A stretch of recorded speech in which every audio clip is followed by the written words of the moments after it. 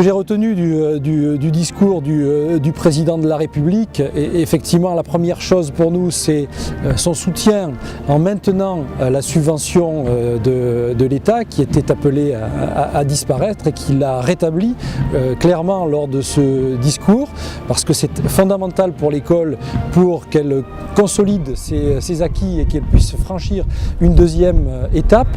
Le rayonnement de l'ENSOP passe par la pleine affirmation, je le dis, de son statut d'établissement public national.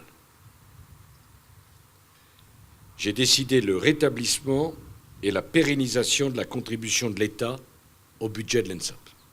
La reconnaissance des sapeurs-pompiers volontaires, c'est bien que l'État reconnaisse l'effort important assuré par les sapeurs-pompiers volontaires et qu'on leur attribue la juste reconnaissance qui est due à leur engagement citoyen. Nous devons préserver et consolider le volontariat au cœur du système français des secours.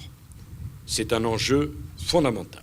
Les missions des secouristes sont appelées à peut-être avoir de nouveaux moyens et à évoluer au niveau des statuts. Et c'est intéressant et je pense que ça ne peut qu'évoluer dans le bon sens.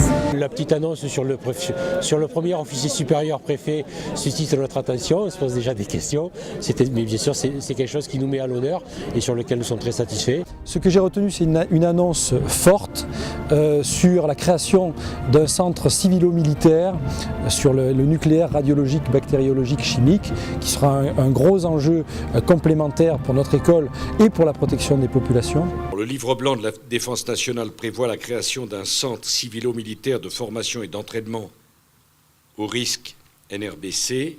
Inutile de vous dire à quel point cette innovation est stratégique. La tragédie du Japon est là pour nous le rappeler. Et ce que j'ai retenu de manière générale, c'est une grande structuration de la sécurité civile, une nouvelle ère pour la sécurité civile avec une restructuration pour une meilleure prise en compte de l'analyse, de la prévention et de la couverture des risques.